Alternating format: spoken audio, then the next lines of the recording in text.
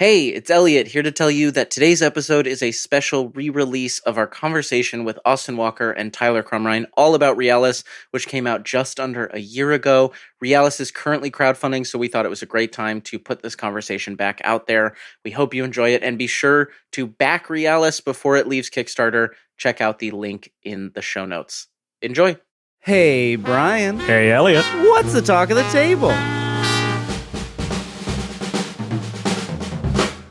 Today, we are sitting down with Tyler Crumrine and Austin Walker. Tyler is the founder of Possible Worlds Games and the Emmy Award-winning designer of Beak, Feather, and Bone, Details of Our Escape, and, my personal favorite, Scene Themes. Austin is the host of the beloved actual play podcast Friends at the Table, also the co-host of the Star Wars podcast A More Civilized Age, and most presciently for today's conversation, the designer of Realis, an innovative new TTRPG that is being published by Possible Worlds Games. Tyler, Austin, welcome to the show. Thanks for having us. Thank you so much for having us, Brian. You could have a career as an announcer at sporting events. Mm-hmm. I would love to hear you tell old people in a theater to unwrap their candy now before the play starts. Just really a command of the intro, get them out of the way. Yeah, I was wrapped. I was ready to. I thought there might be more people to introduce. I was just ready to just more introductions. You know. Oh, I've got more. We can do more. Yeah, I'll always do more. Elliot just keeps cutting me off. Yeah. He does have a great voice for radio. I got a great face for radio too. Let me tell you. Hey, buddy. It's so great to have you both on. We've been really excited to talk to, honestly, Tyler, we've been friends with you for a little bit and love talking about Possible Worlds Games and your big announcement of this slate of 12 games over the next 3 years that you're going to be publishing. And Austin, having just read Realis and reread it this last night, this game is so fucking cool. Thank you. Yeah. I appreciate it. I'm happy to have it out there. I'm happy to have people getting to see the stuff that has been bouncing around my head for years now.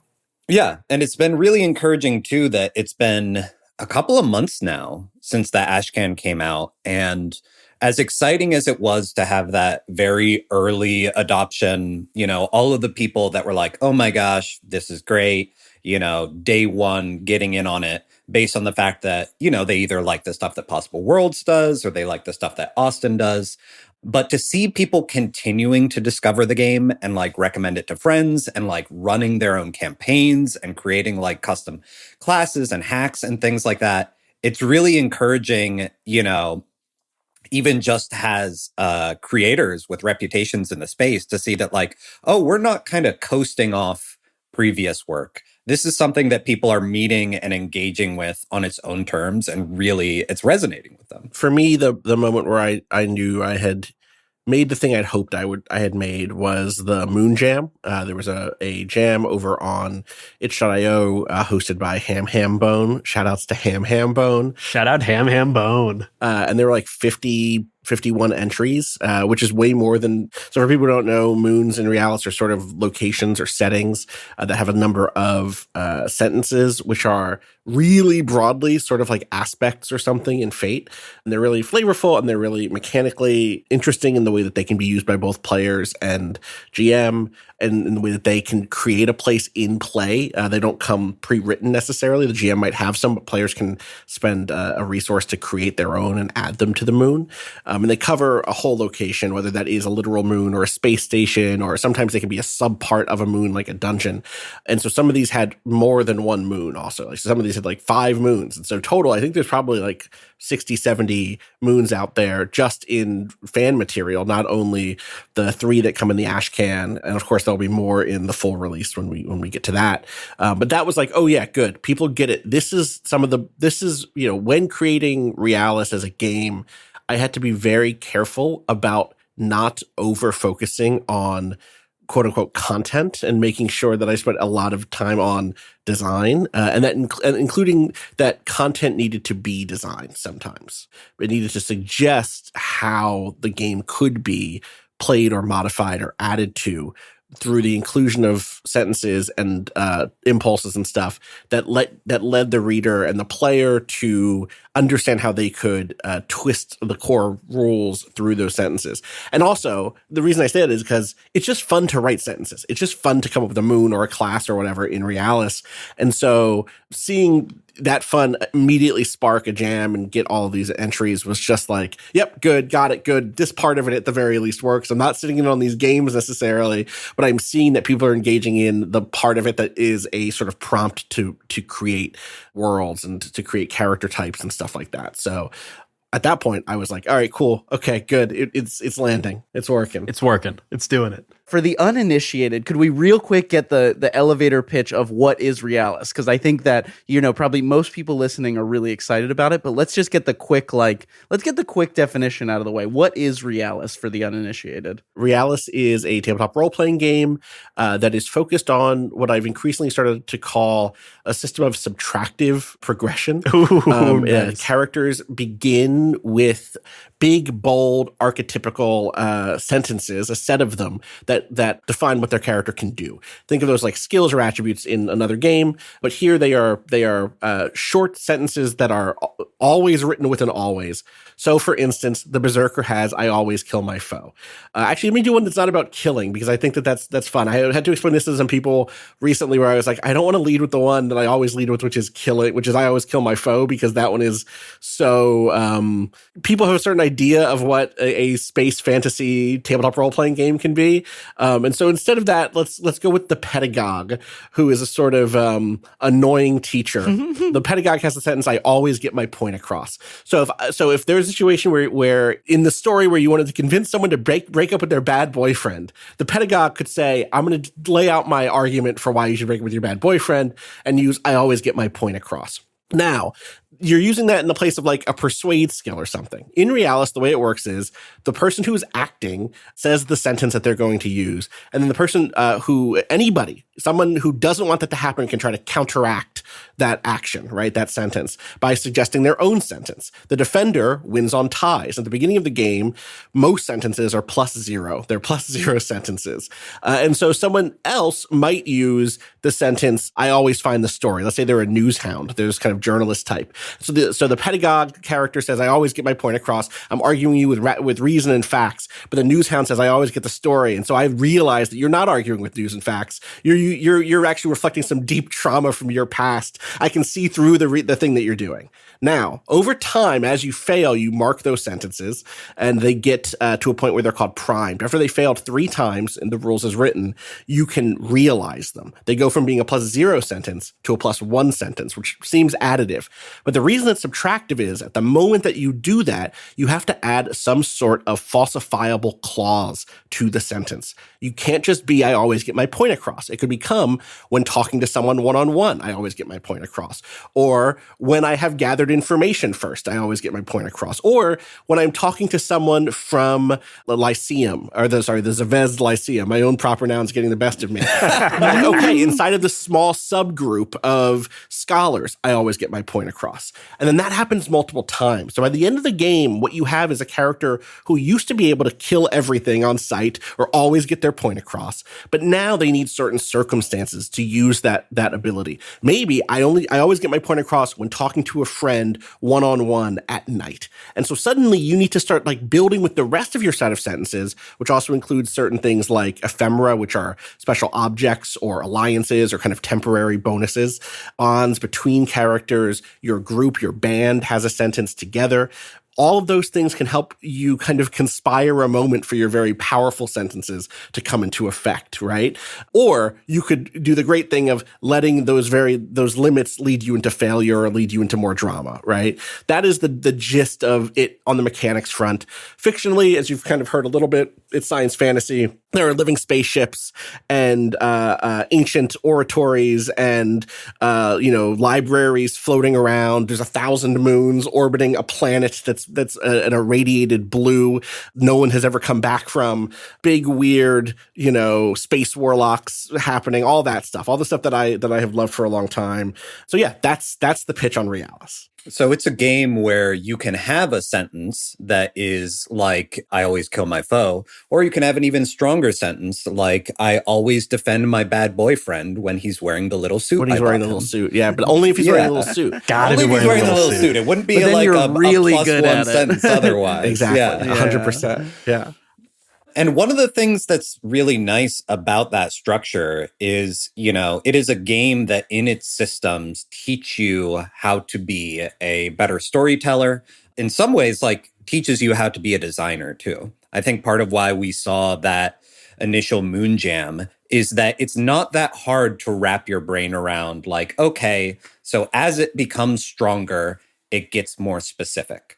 And so that applies to the moons that people are creating too, where they might have like a basic sentence for their moon that is, lost items always come back or something like that, which might be a +0 sentence. Or you could have a +1 sentence that might be like, under the cover of night, danger always looms, or, citizens of this moon always do this thing.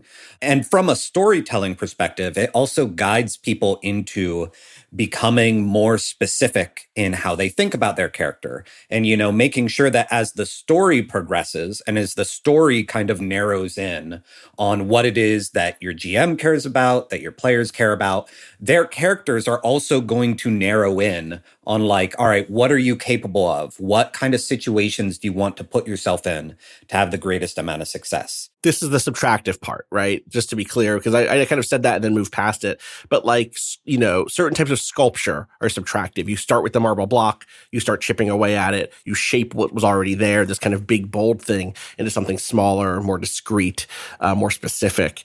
And that can happen with characters, but also as Tyler, like you're saying, with Moon, some of my favorite moments in playtesting have been when something changes about how a moon works because a moon sentence gets primed and realized, right?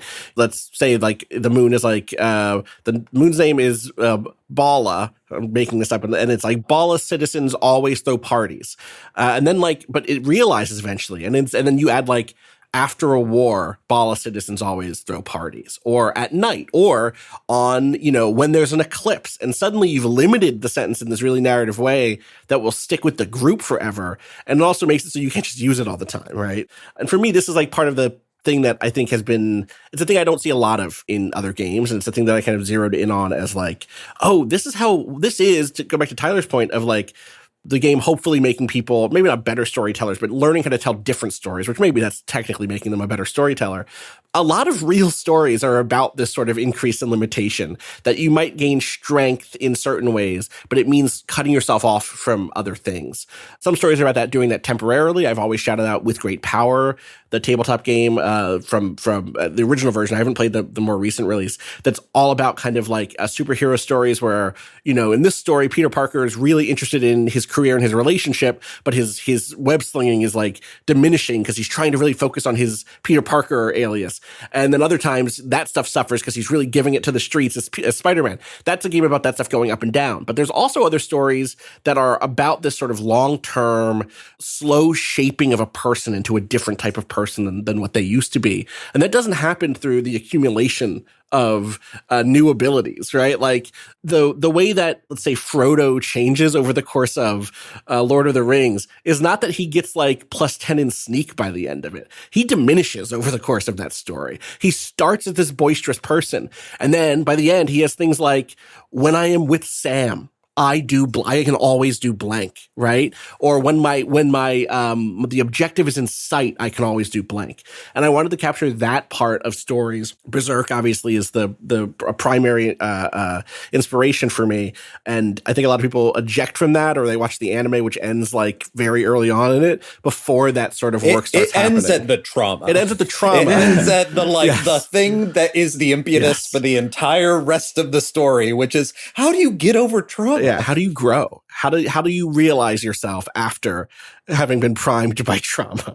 And I think that, like, to what you said, I agree that it doesn't necessarily make people better storytellers in a, like, capital B sense. But I do think that there's something unique about this system that it makes it hard for you to just kind of play like Fantasy Brian or Sci-Fi Elliot, because you are thinking of a character that has their own kind of like very fixed motivations and skills that like maybe you start at a place that it reflects, things that you care about or something like that. But your character is going to become more and more their own thing with their own motivations. So it gets you to kind of think in that storytelling sense of like, all right, it doesn't quite matter as much what I, Tyler, would do in this situation.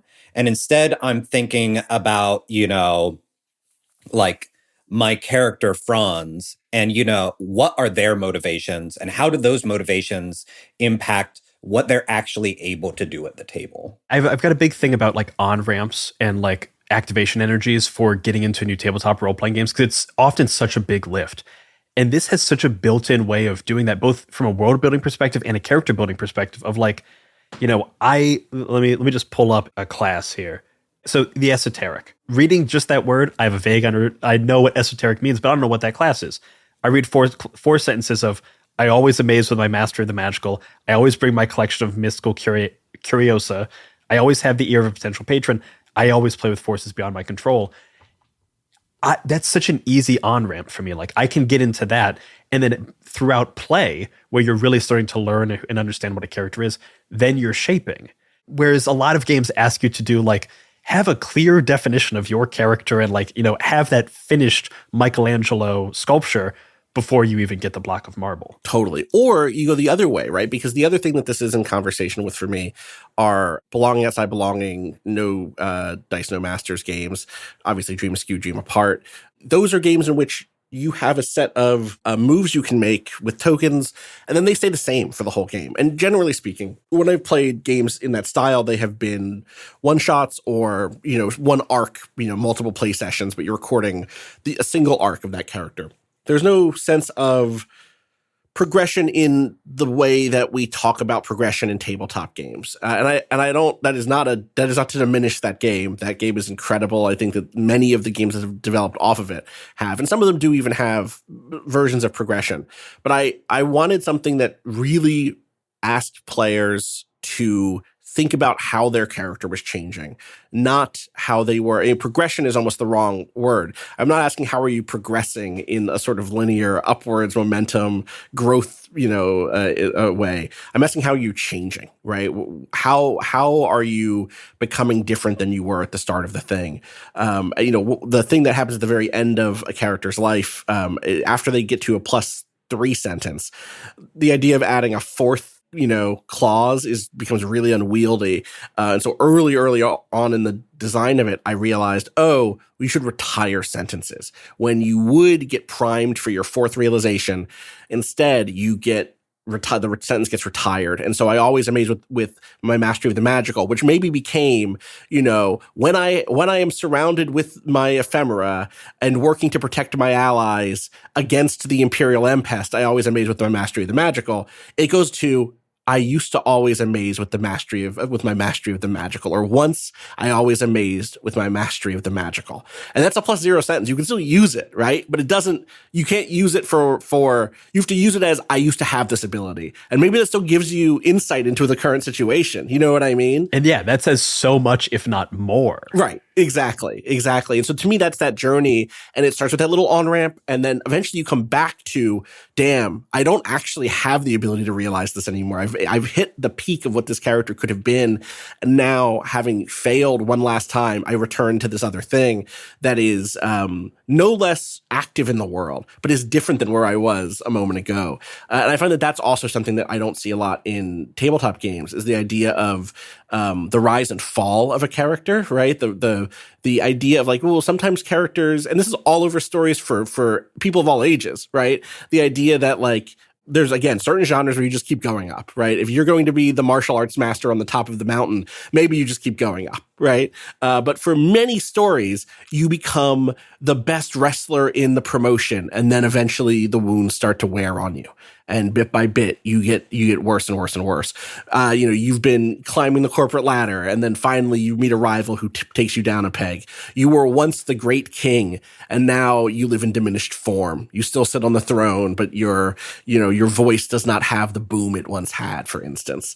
Boom, a word that has been taken from us by the Costco guys. I can't say it without being annoyed by the terrible world that we live in. But anyway, like that sort of arc is something that I've also not seen represented outside of there are of course games that do this, right? I think even Blades in the Dark's use of stress and trauma can fit into there. A lot of Forts in the Dark games have that thing around personality and emotion and psychology, but rarely is it okay. Now you can't do the thing you did 4 sessions ago. It's past you've moved past that part of your life, I love when a mechanic is like such a beautiful abstraction of a thing in real life, and I feel like you have abstracted the requirement of a human life to make choices. It's just like, there's this abstraction of the fact that there are sentences about me when I was a teenager that now are way more specific. Like, it's like,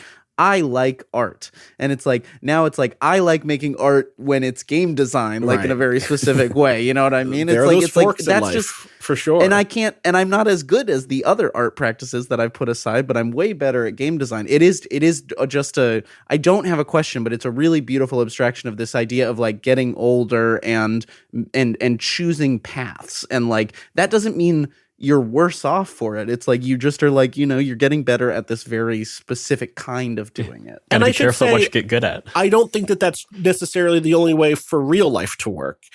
Right. You might pick up painting still, Elliot. Like, you could go become a different artist in real life. I don't believe that that's the case in real life. But Austin Walker is not penning this game as Austin Walker.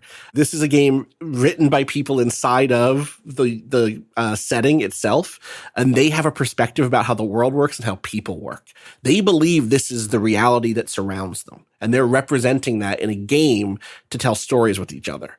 The word rights are a faction in the game. They're not. I don't think that they're actually represented as a faction in the Ashcan, but they're in the full text, the current playtest document, and they see the world a particular way.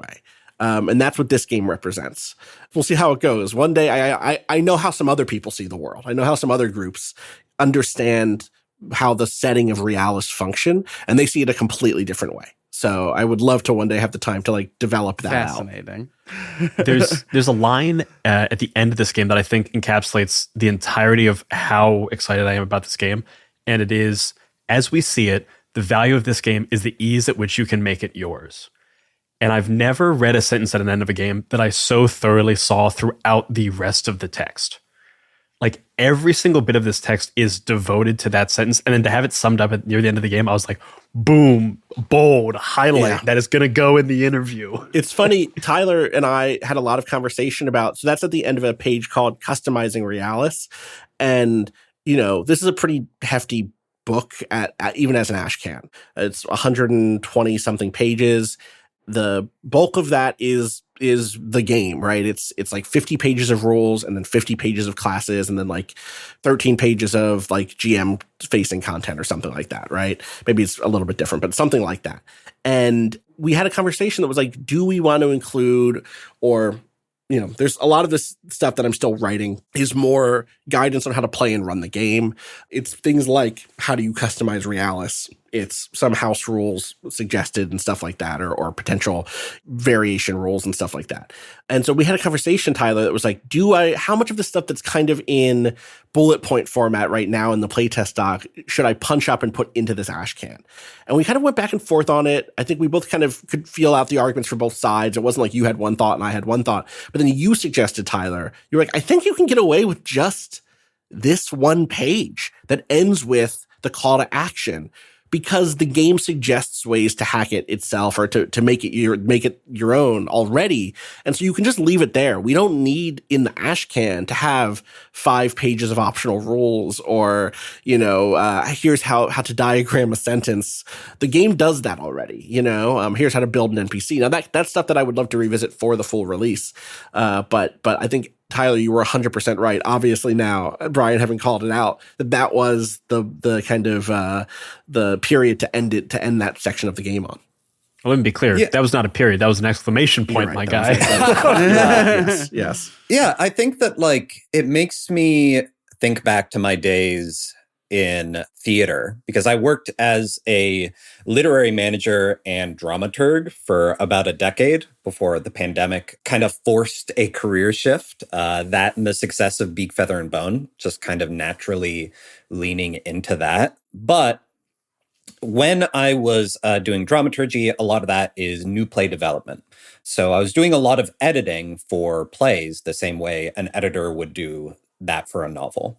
I also would do a good bit of book design, both for a small press that I started and ran called Plays in Verse, 2 words, plays in verse, where I would publish experimental theater that usually wouldn't get distribution because it was so weird. A lot of times plays only get published and distributed beyond the the storefront that they happened in or the big theater or the high school gymnasium or whatever, if they are attractive for an acting edition. So a lot of times it's the plays that you can recreate over and over and over again and make money off royalties that get published, as opposed to publishing them like I was doing, like a book of poetry. It was like, hey, it doesn't matter if one person produces this or no one ever produces this again. It's interesting as literature. And one of the things that would be a discussion I would have early on with playwrights when I was formatting these scripts for print, for distribution, was like, all right, what's the vocabulary of design that we want to have here? You know, when words are italic, does that mean it's happening off stage? When words are bold, does that mean it's a sound cue or a light cue? You know, when we are formatting the text, when we are thinking about like how we want to present the text in a way that clearly communicates this is a stage direction and this is a spoken line, you know, how do we want to do that? And a lot of playwrights would say to me like, well, you know, what's the normal way to do it? Which is a far less interesting thing to me because you can really do it any way you want. And as long as you're consistent about it, as you read a play, it's going to teach you how to read it. As long as you are kind of give some upfront notes and then are very consistent in your vocabulary of design, by the end of the play, like it's going to be an immersive experience where you're just kind of scanning the page and it's going straight to your mind's eye.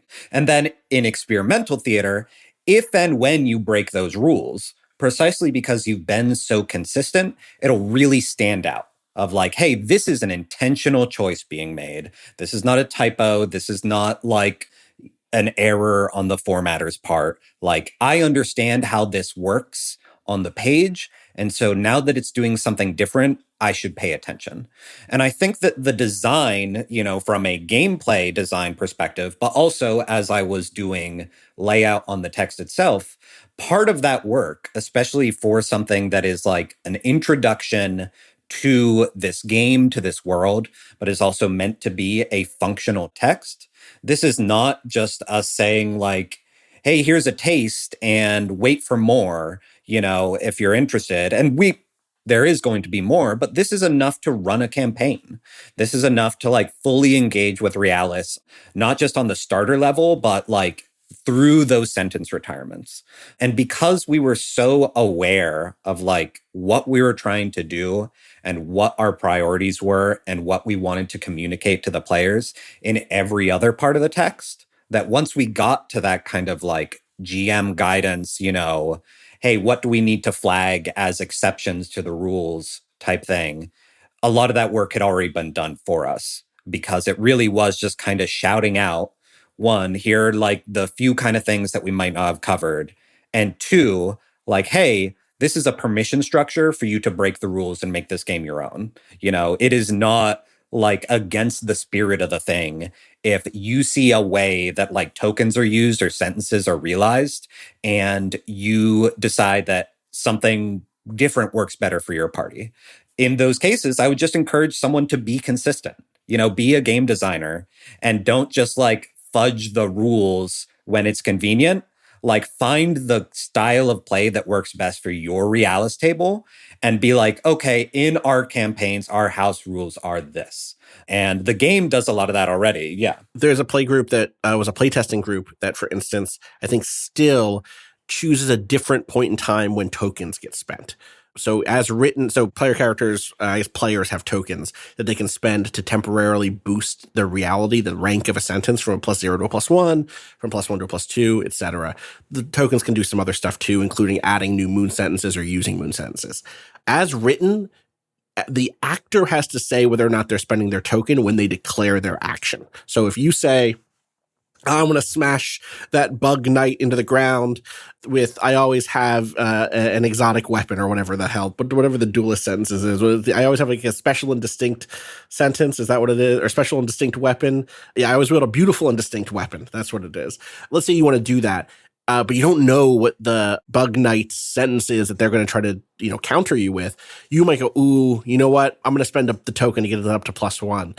I know that there's a group where they wait to spend tokens for the actor until after the counter actor declares their sentence. So that the actor can then go, ooh, that sounds like a +1 sentence to me, or a plus whatever sentence. I'm going to try to boost it to beat it.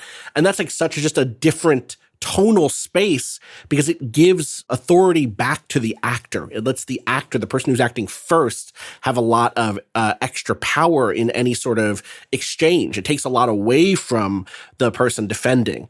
And the way the word rights see the world, the defender, the counter actor, passivity has preference. Like the world is biased towards the person acting second, not the person acting first. And so that's why the rule is that in the book. But if you want to imagine Realis a different way, you can just do it. And they do it and they like it that way. And I'm happy that it works for them. And I have that is such a clear, good, universal rule that and it works the other way too. It means that GM characters and moon sentences, when the GM is spending them in faction sentences, get their, I guess they don't actually have tokens, but as the actor, they get to know what the response is going to be in the same way, right? So there is, as long as it's kind of a universal application, I think it makes sense.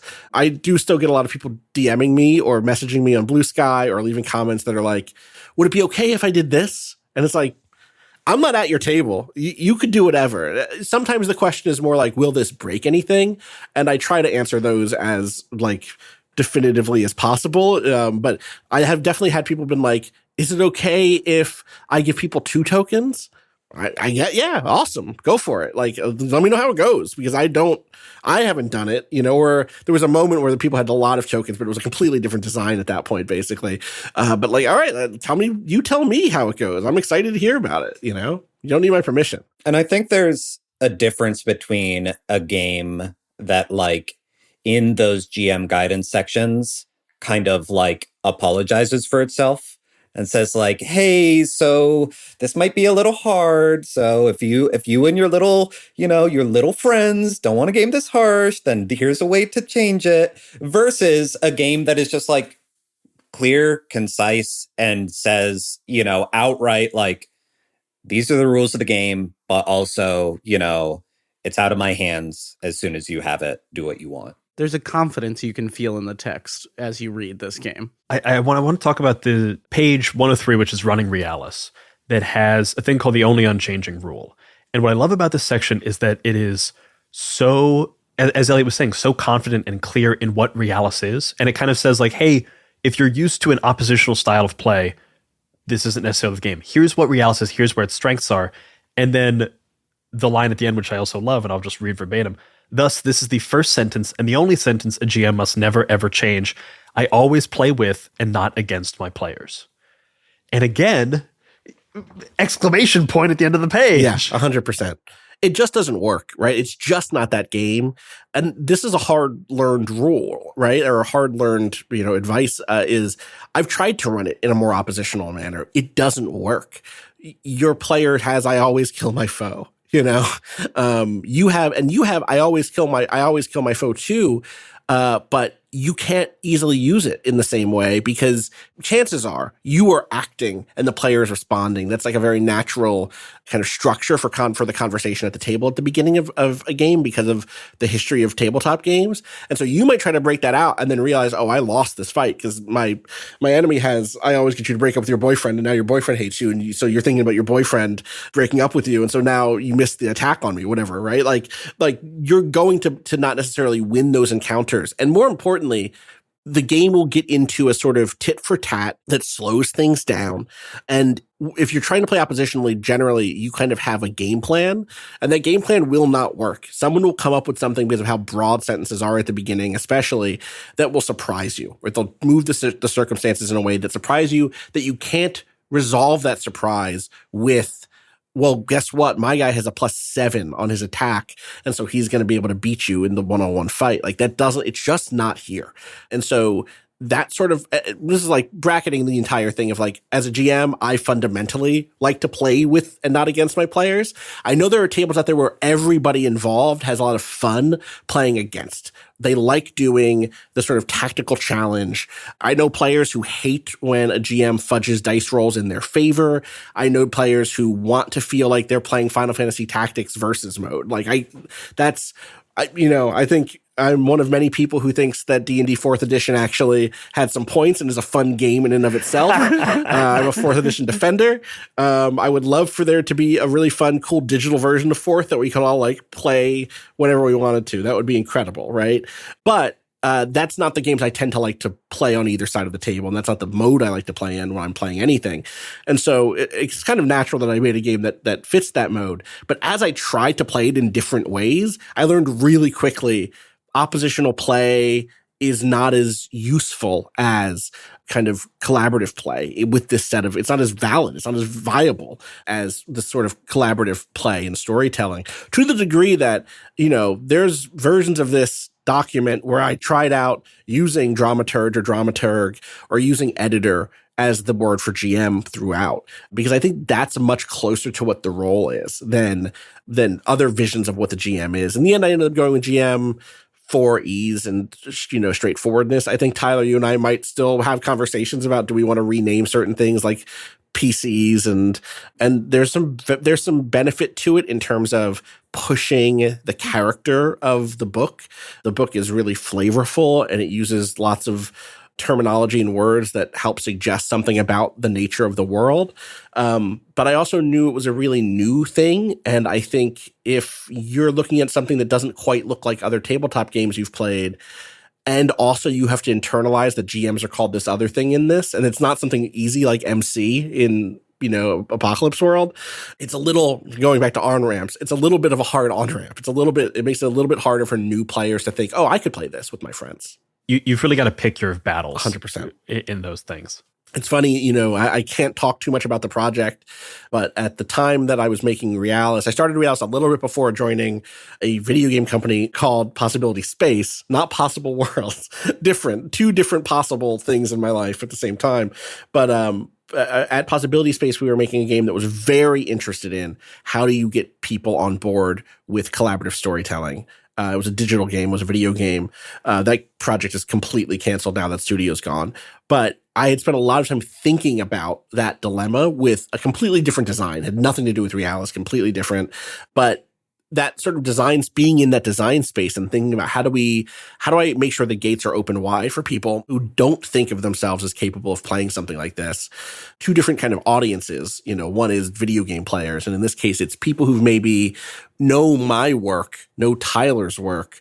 Maybe they know Tyler's work for one-shots, but they've not played a big campaign game. They've played Beak, Feather, and Bone. They've played Scene Thieves, but they haven't played something that's like a continuing, ongoing campaign. Or they know my work, but they've only played Forged in the Dark and PBTA games and D&D or something, and they've not played something that's diceless before. How do I make those people feel comfortable here? And being able to be like GMs, players, player characters, NPCs is pretty clear. I fought my battles with things like they're called moons and not locations or settings or something. Those are the places. I fought my battles by having classes named things like the esoteric, and the peregrine. And the syzygist. Yes, exactly that. Yeah.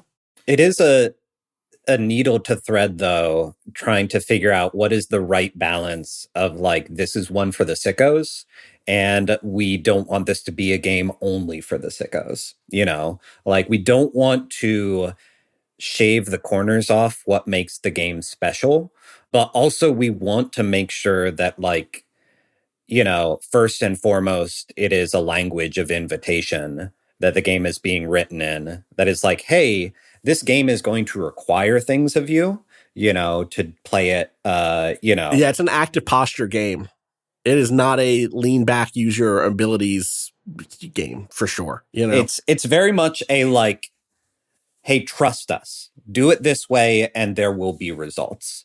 And in order for, you know, to earn that trust from players, there's a certain amount of like clarity that you need to have. And you also need to get them right into, you know, the role playing and the storytelling process and like the refining process of what makes Realis special, so that early on they see like, oh, I get it now. I get why it works this way instead of the other way. Instead of, you know, so many role-playing games, I feel like you have to get to session 5 and like you've found your consistent babysitter and, you know, it's always Thursdays and you're finally like, oh, I get it. I get what makes this different from other campaign style games.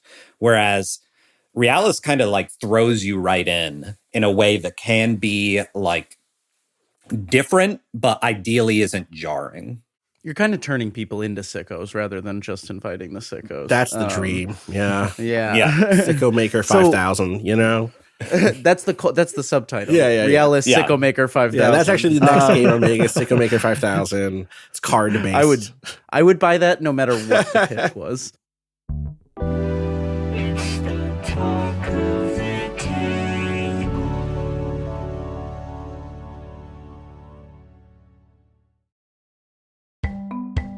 Hero Forge offers fully customizable tabletop miniatures with dozens of fantasy species and thousands of parts to choose from, all within your browser. They can make your perfect mini in a variety of materials, including bronze, color standees, and color plastic options. They can even put your custom miniature inside a 20-sided die, so your character lives in every attack roll and every saving throw.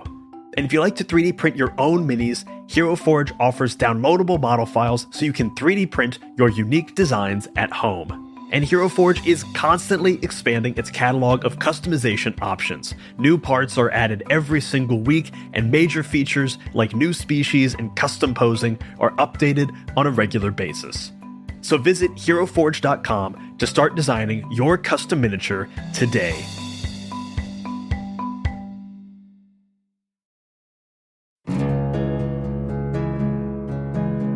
Hi, I'm Maia, and this is Maia's Game Room, a narrative actual play anthology featuring short-form, story-driven TTRPGs. Each season tells a new story using a different rules-light system brought to life with sound design, editing, and emotional-rich roleplay.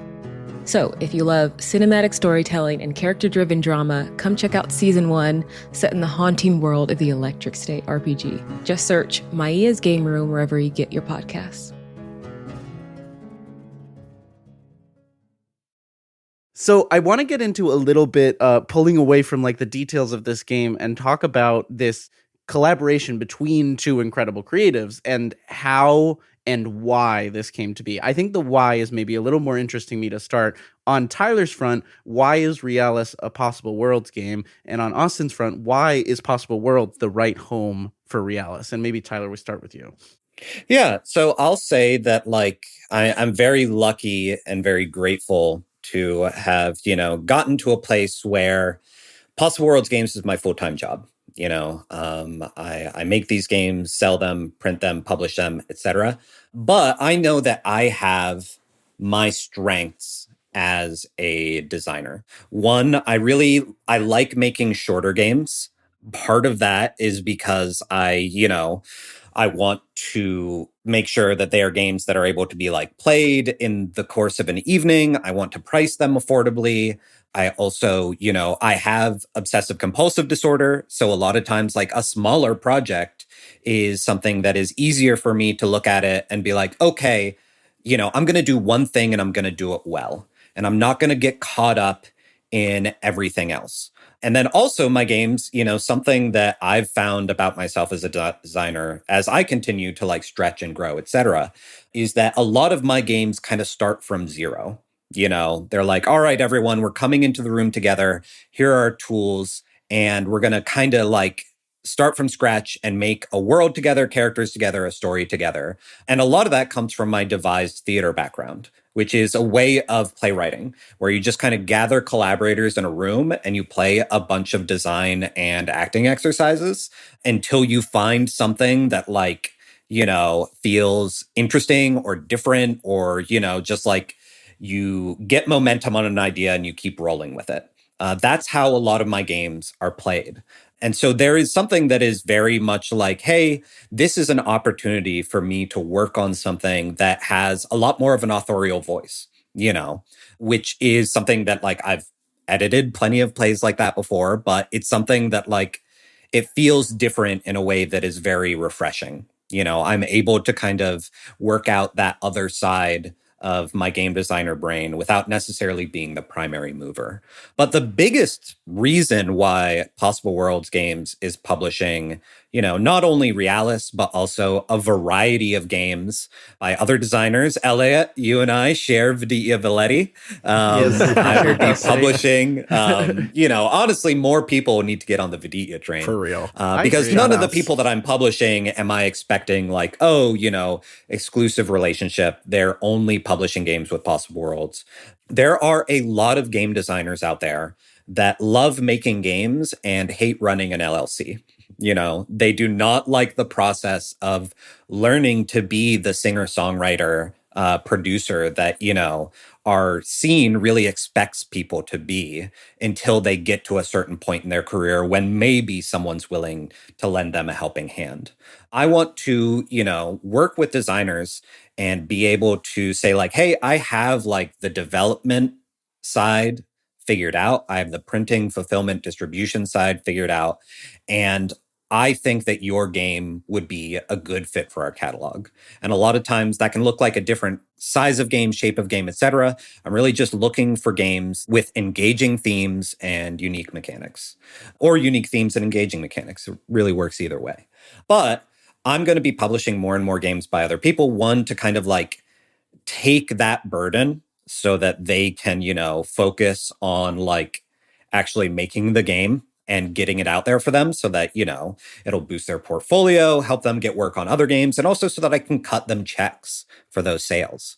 But with Possible Worlds Games, more and more I will go to conventions, and I'm kind of a victim of my own success in that people will come to my booth.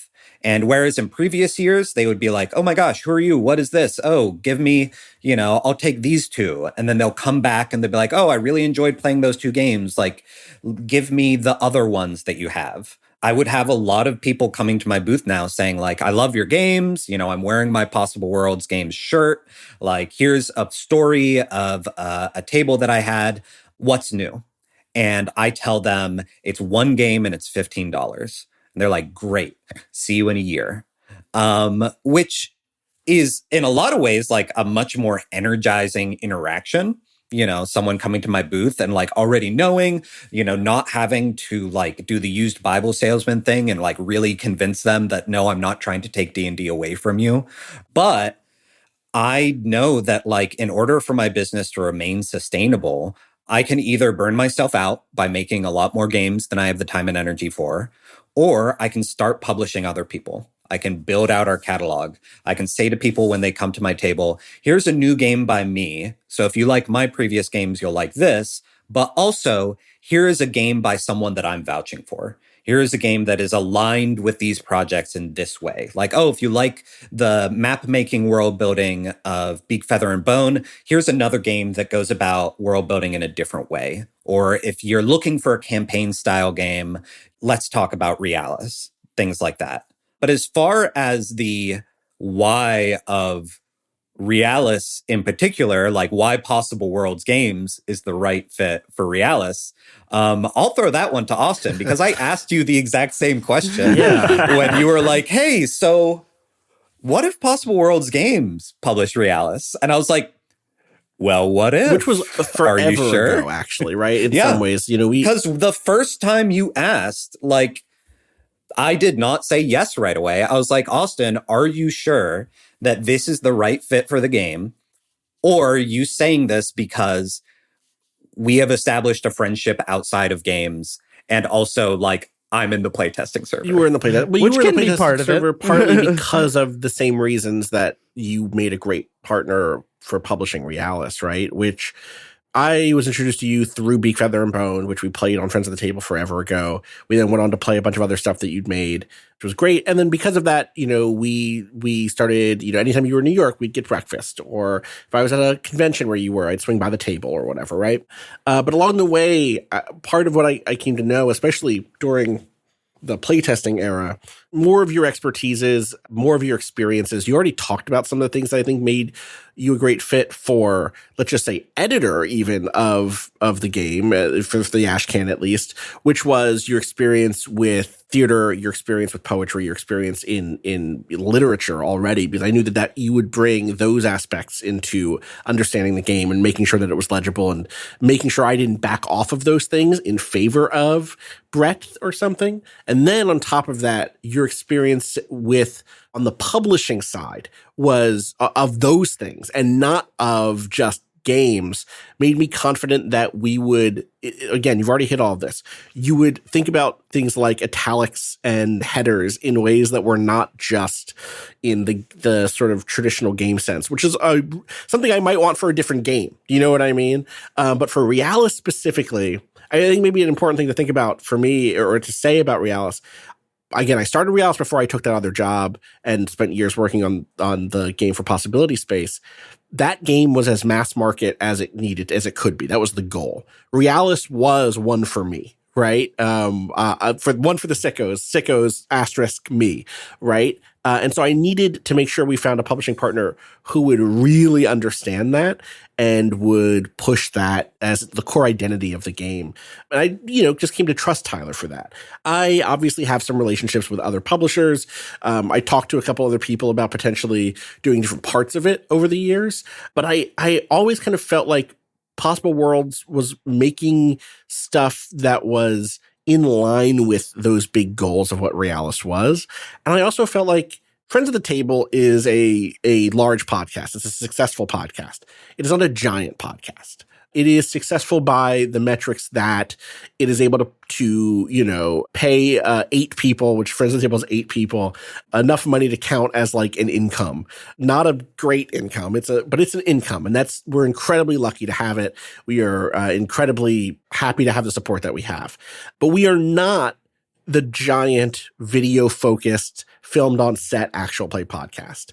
We record on Discord and someone edits the show together. Allie edits the show together on Audacity. Keith edits Media Club Plus, our fun anime show where currently it's not just an anime show, but right now they're finishing up Hunter x Hunter.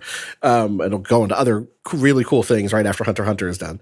We are a professional podcast. We're really proud about that. But our ethos and my ethos has been about trying to make stuff that you at home can make and make you understand that you can do this. I'm not saying that that's the limits or the goals of Possible Worlds necessarily, but I knew that you wouldn't start at how do we move as many of these as possible. We would get to how do we make a really cool book? How do we make something that has do we want fun pack-ins? How do we want to do a crowdfunding campaign, et cetera? But I knew you would start with how do we make something that's really cool, that's something that is in line with the identity of the game. And that identity of the game is the sort of thing that I don't think I came up with because I'm some games genius. In fact, I think it's probably came out of me because it's the first thing that I've designed at this scale.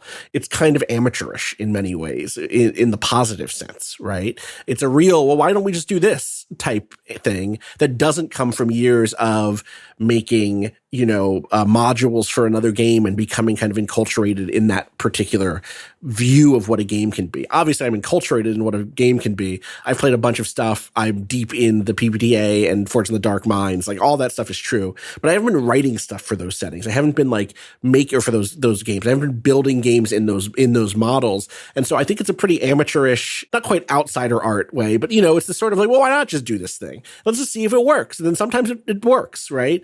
And I think so many of the games that Tyler had made were those sorts of ideas and towards that sort of audience. I was always captivated by Possible World's pitch of what was the actual name of the set of six small games, Tyler? Yeah, it was just our Possible Worlds collection, the box set, right? Yeah. Which were like games you designed to play with your brother who's a farmer and who does not play other types of games, really.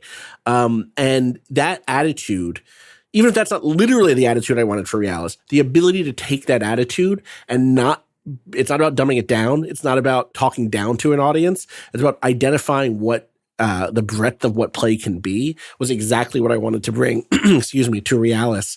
And Tyler was able to do that, So I think it's been a wonderful fit. I'm super excited for people to see what we do next in terms of putting out a more full edition. Tyler and I have been in contact with lots of artists over the last week or two. So the things are rolling ahead. And I could not be more excited about being part of a lineup that includes so many incredible people. The upcoming games all seem sick. I have not gotten to secretly play any of them or anything, but the pitches are incredible, and I'm very excited to try them out. Yeah, to talk about like the wider catalog, I think that what Austin said about like this is someone's first RPG. How no matter how much time you've spent in the space, this is like the first opportunity for you to be like, all right, as someone with a steady diet of tabletop role-playing games, both the criticism of them, like capital C academic and lowercase c, like what are the reviews saying? But also, like playing a lot of games, hacking a lot of games, creating seasons, etc. It's been very interesting to me as an editor and as someone who works in like literary management and has for 15 years now that it's kind of like carrying over into my game stuff. I always had a lot more fun developing a new play by a poet who had never written a play before. I was like, hey, you have a command of voice, or you have a very physical sense, or a lot of your poems are very kind of like monologue or dialogue adjacent, where my role as an editor was not teaching someone how to say something that no one else has said before. It was, they're already saying things that no one else has said before. I'm just helping them realize here are the tools that a play as a text allows you. Here are the unique things that are inherent in this as a piece of genre that you can do. And also reassuring people that like, hey, not everything needs to go in this play. You can write other plays. So working with Austin has been really great in that, he has a lot of context, is a great thinker, is a great writer.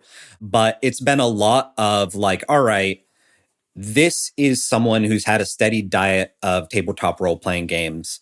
How can I help them kind of focus that down into like, what is the most Austin Walker game possible?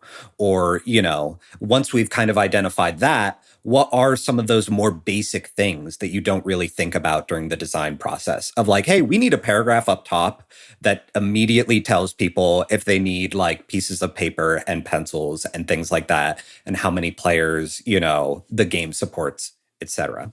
But the same way that it's been really fun working with Austin on that, I'm also going to be working on, I am working on games by James D'Amato and Drew, also of the One Shot podcasts. They have collaborated together on the game Cosmic Century Nights, which is another really cool game that is in kind of a science fantasy, milieu, but approaches things in such different ways, with such different mechanics. And that, again, is really a reflection of the One Shot network, like their diet of games. It is something that is very much like random generation, roll characters, like jump right in, take big swings right away. It is, whereas Friends at the Table is very much like, all right, collaborative storytelling, kind of slow burn, characters change for the better or worse over time, kind of the one-shot ethos of like, hey, we're going to get in and we're going to make an impression. And maybe it'll go for like a couple of episodes. They have their more campaign-focused stuff, but they don't know quite how much attention they're going to have. So they're like, all right, every episode is going to be big and important. And then I'm also working on a game by Jeff Stormer of Party of One that is Canonize, that is essentially a book club in a game, where a lot of what you do is the players will identify like what are pieces of media that are important to them or resonate with them, and they give their fellow players homework. You break after that session 0 and everyone goes and they watch the TV show or they listen to the song or album or they read the short story, and then they come back, and the act of play is, doing world building with those items and kind of establishing in your setting, what are all the ways that these are like secretly connected to each other? How are they all part of the same story? Or how do they reflect this larger story that exists in the margins? And that is really interesting to me, just, as an extension of Jeff and the way that he will play these one-on-one games with people.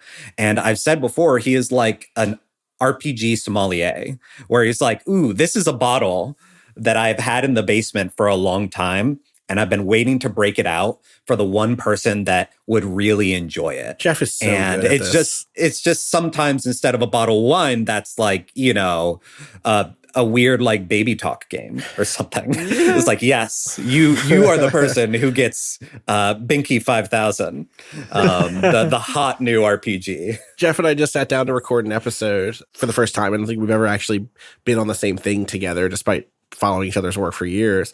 And it felt like a sommelier or like an omakase chef being like, I have a course prepared for you. I'm ready to just lay it all out for you. Like, I know exactly not just what to pair you with, but like, this is going to be the most like tight, perfectly paced 90 minutes to 2 hours of a game that you've ever had.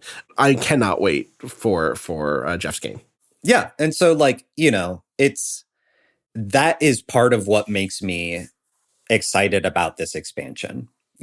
Like, I am happy to be able to be in a position where I can write people checks, and, it is definitely going to benefit Possible Worlds games and like my own personal finances and job security and things like that.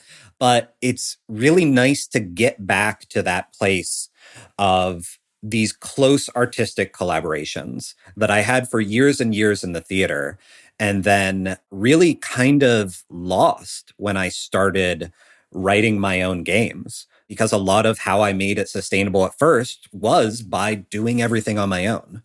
And I had the skill set from running a publishing company to be like, well, I can design the game and also handle like pricing out manufacturing and fulfillment and stuff like that. But this is the first time in a long time that I've felt like, oh, I am in my comfort zone, because learning to do conventions, learning how to like be proud of my own writing was a much heavier lift for me than being like, oh yeah, I get to like meet with Austin every other week and make this cool game that like both of us are excited about and pay artists to bring it to life. Like that's what I've been working towards. I would say that is also a big part of it is Tyler, I know how much you've been itching to flex these particular muscles again. And I knew that this was not we had some conversations that were explicitly about like, I want Possible Worlds to be something in addition to a place where you can publish your own games that you design, but like, and you've started doing that a little bit already, obviously, but like part of the thing that was like fun to work with you on this was like, let's tackle a big one. Let's see what like 150 pages looks like. It's certainly the biggest printed thing that I've made, right? That's released anyway. And so like working with you on that, being able to lean on your expertises, without ever feeling like you secretly wanted to be designing the game. Do you know what I mean? In other contexts, I've worked with publishers who like want to get more involved with something than be the publisher. That happens a lot in the world of video games, right? Where a publisher thinks that they understand the game you're making more than you do, or more than the creative director does on the game, or thinks that there's a market opportunity that you should be chasing or whatever.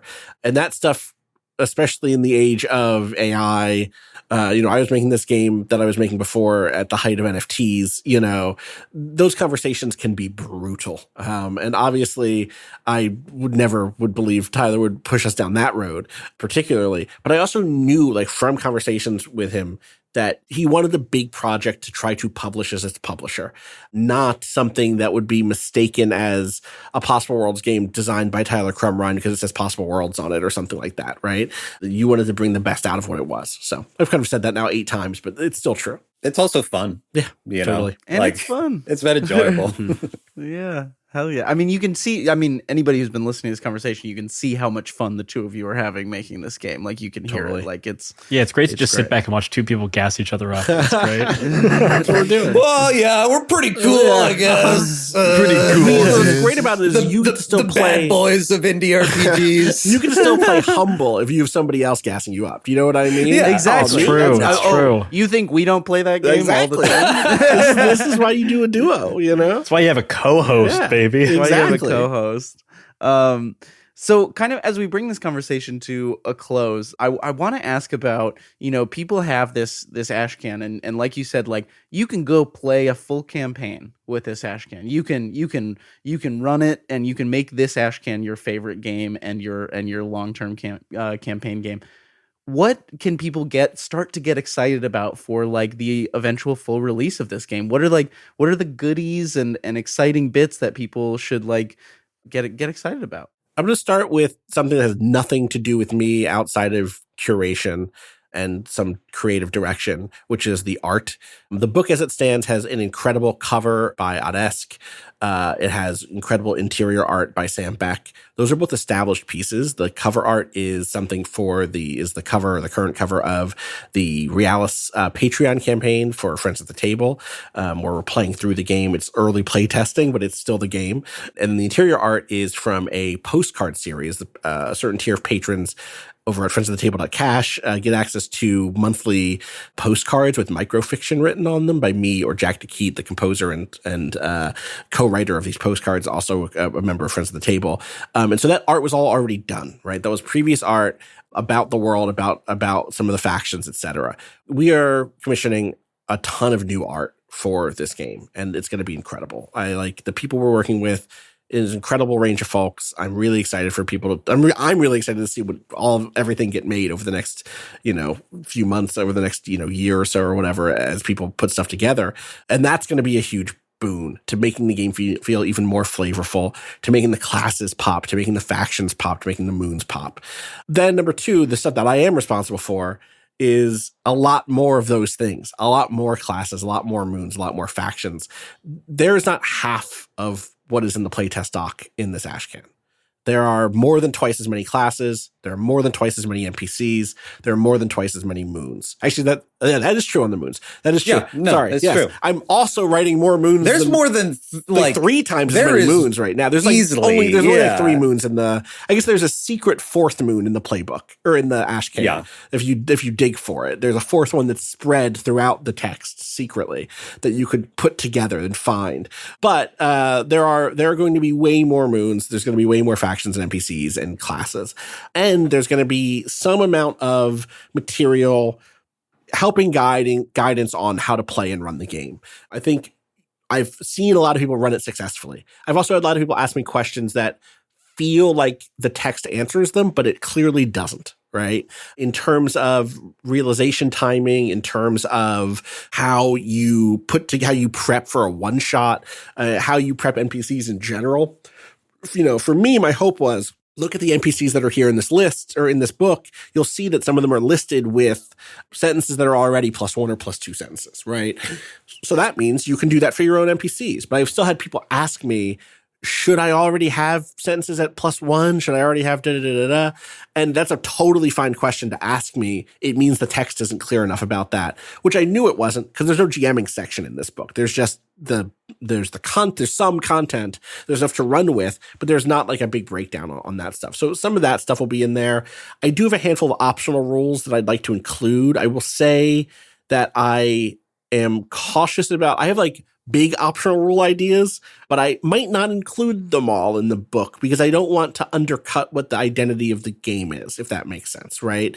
One of the biggest and best pieces of advice I got early on in this game, there was an early draft where I spent a lot of time saying stuff like, sentences are sort of like skills from other games, or unlike other games, you don't roll dice to resolve da-da-da-da-da. And the piece of advice I got, and actually the actual key was actually I had lines and veils written very clearly as a particular part of the session 0 write-up. And the 2 notes I got were, this game is constantly apologizing for what it is. It's constantly saying, sorry that this is different than D&D. I mean, not literally D&D, but, that style of game. And then 2, are you sure lines and veils are the right safety tool for this game? They're totally fine to use if a play group uses them and they're comfortable with that, that's totally fine. But are you just stapling in something else? And so instead, I ended up writing foundation sentences, which are, sort of like lines and veils, except they use the same language as the rest of sentences in Realis. So, our story always does blank, or our story never does blank, or our story always, with care and consideration, does blank, right?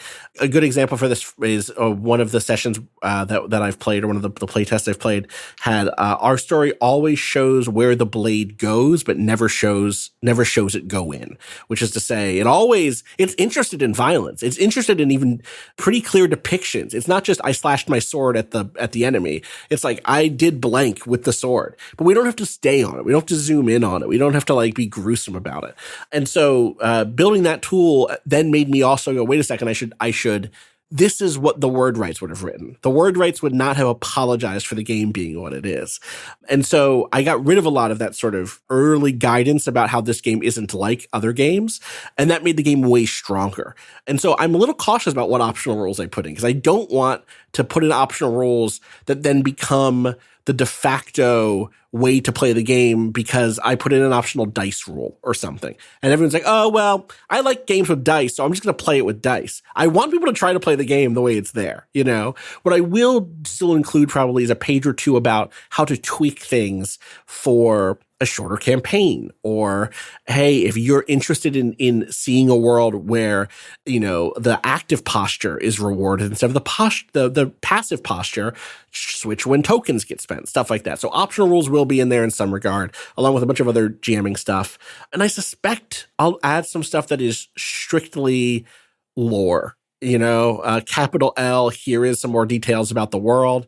Obviously, there will be a lot more of that simply by the nature of there being more classes and factions and stuff. Y'all don't even know about the entire order of nun-assassins that exist inside of this setting, right? Yes. Yes, nun-assassins. That they're important, and that's not a thing that's in this book. So there's going to be more capital L lore, even just do that stuff. But I do have material written that's like, what is Realis? And there's some of it I'll include. Maybe it'll end up being redacted in some ways. I'm not 100% sure yet. But there will be enough to wet the whistle and make people ask questions and fill in their own answers about what things are, I think you've sufficiently wetted my whistle with nun-assassins. So everything else is just gravy. Yes. I'll say to give a bit of ditto to everything Austin said. But one of the things that before, Possible Worlds was even part of the publishing conversation, but just when you were kind of pitching me on the game, and as we were talking about oh, what do I like about the game? What do you like about the game? A game that we both have in common as something that we really enjoy is Electric Bastion Land. And the fact that so much of that book is just random weirdos, and each weirdo gets their own cool illustration.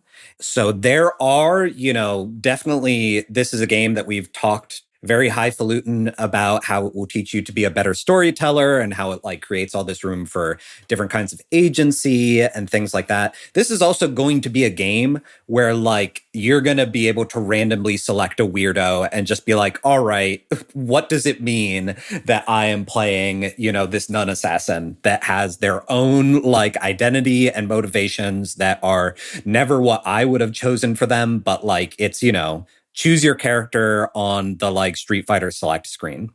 So, and then it's also just like, it's going to be a beautiful book. It's going to be a functional book.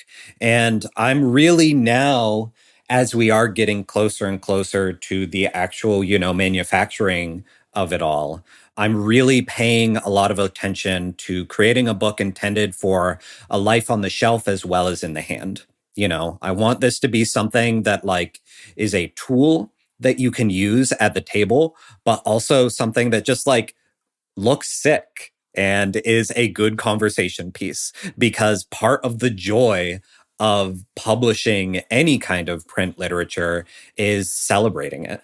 And so I'm going to be making sure that we are being intentional about like doing that and not just kind of cranking out like, here's the same thing, but more. It's like, no, we're also like giving it the like the HD treatment. For the book freaks. For sure. We aren't, what I think I want to say we're not going to throw away, and maybe this is useful for people who are making moons and classes and stuff like that, which we really encourage. Tyler and I had a big conversation about whether we wanted to totally revamp the core kind of layout, like design direction. Like down to typesetting. Like what is the font body? There's stuff that will change and get you know zhuzhed up a little bit in some ways, for sure. We are really excited about the person we're working with, who's going to work with Tyler on doing a lot of that additional interior design work. But we decided not to throw out the core identity of the game in the Ashcan, which is based on the classic Explorer template. Again, this is something that you could go get and start laying out your own book and put your own spin on it. I really wanted to emphasize that. But also the game did hit people when they opened it up. Like, it has such a clear visual identity because of Tyler's layout work that I didn't want to throw that out. I think that identity is really sharp. And Tyler, you pointed out that also, if we change it, there will be all of these supplements that were already written that kind of took that as the baseline of what Realis should quote unquote look like, and they might start feeling outdated. And so we really wanted to like, okay, we have an identity. We can maneuver it a little bit. We can add to it, but we shouldn't throw it out completely and replace it with something else. So that to me, I think is going to be an important thing. Is like there will be a through line of identity, even though there will be a ton of new material and some new design elements that really make it look, you know, incredible. Because it's, you know, it's one of those things where like you use a font for a game or for a title because, you know, it felt like the right fit. And I really love the font that we use, Redaction. It was actually created, I think, for the Met. No, not for for some museum. It was, but it was a font, for the MoMA. It was created for an exhibition at the MoMA PS1. It is a font that is inspired by the way that court documents, especially for like incarcerated Black folk or people that are, you know, arrested and then are manipulated through bail and things like that. But it is a font that is inspired by the way that, like, as you Xerox and copy and fax a document over and over and over, it doesn't matter if someone is doing the intentional malicious thing of like scratching out a body of text and officially redacting it, as the law allows them to in some cases, doesn't in others. But if you kind of put something through a filter enough times, it gets redacted, you know, casually through, you know, the channels that it's being put through. And so this is a font that like has a history, has a purpose, has like the very clean, strong lines of the font and like the fun like accents on it while still being a blockier font. But it is also something that like the font body for that is not just like, here's italic and here's bold. You know, it will like crunch. It will get pixelated. It will get redacted. And part of how we have done some of the like redaction flavor stuff in the text has been through like the official font body. That is not me putting the text through a filter or something like that. But all that to say, like, it is a free font. It is a font that anyone can download and use. And the fact that people are seeing it and being like, this is the visual identity of Realis. And when I make my, my fan moon or my fan class, I want it to be set in the way that like the real book is. I think that is such a nice, like, one, compliment to me as a designer, but two, it's a very small gift that you can give your audience of like choosing a design that is not impossible for them to replicate in a way that like adding, world to your end of your title is like, I am part of the lineage of games that is like powered by the apocalypse, or all the other little signifiers that people use, like my game uses MC or my game uses referee. And it's a way to align yourself with like a tradition and a body of work. In some ways, having a digestible design and having like accessible font assets is a way that you can say to the player, like, hey, if you do this, you can make something that feels like a part of this. And that also reflects what Austin was saying, Friends at the Table's priority on, showcasing a style of play that you can replicate at home.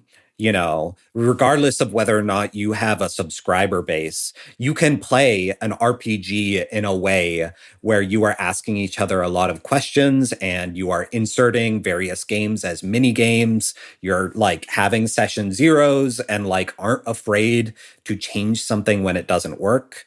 A lot of that kind of bleeds into my priorities as a layout designer as well. Can I give you one of the non-assassin sentences just as a teaser? Are you kidding? Are we going to say no to that? All right. I always wield the slender tools of mercy. Ooh. Mm-hmm. Yeah, non-assassin. Non-assassin. That's so up my alley. Wow. Mm-hmm. Yeah. So and if you weren't already excited, I always wield the slender tools of mercy when my awful boyfriend is wearing the little outfit. Wears the little outfit. Yeah. That might be a plus two. It's when anybody wears the little outfit. You just you see the little outfit. Really, it depends on like was little an addition? Right. Maybe it's a plus You're 3. right. I used to have a regular size boyfriend. That's right. Oh my God. With that, thank you, Austin and Tyler, for coming to the table today. This was such a joy to talk to you both about Realis and about this collaboration, and I'm so excited for these non-assassins and all the other goodies. Do you want to let our listeners know where they can find both of you and where they can find and play Realis right now? You can find me on, I guess, Blue Sky at this point at austinwalker.bsky.social.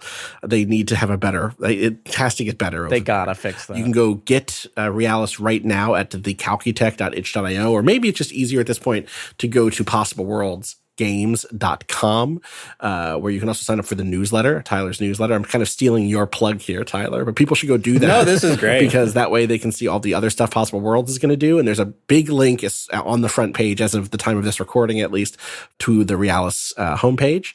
On that page, you can see a couple of different examples of play.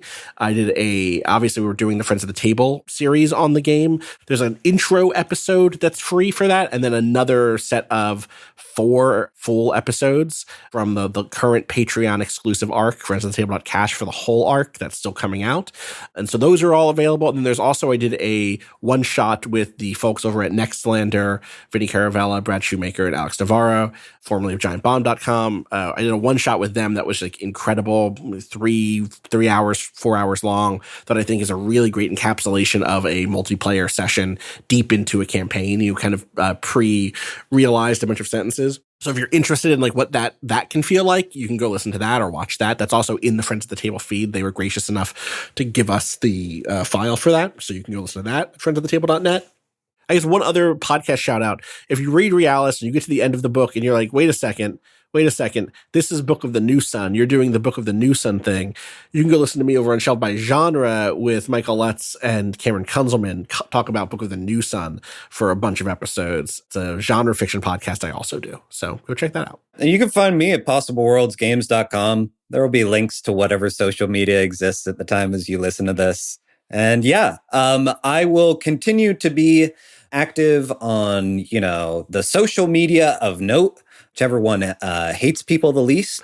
This week. But the best way to find out about stuff is going to be going and just signing up for the newsletter. I generally don't send more than one e-blast a month, but we've got a lot of games coming out, and I'm going to be talking about them in a lot of different places. But the most consistent will always be the list of people who have affirmatively said, Tyler, I want to not miss out on this thing. So go and do that. And having seen that list, you definitely don't want to miss out on those newsletter blasts, because these games that are coming out are going to be awesome. Yeah, a lot of really good stuff. We're already planned out through 2027. There are some games that we have not even announced yet that are still cooking. Some really exciting stuff. But there's part of the plan is also to, prove that this model can work.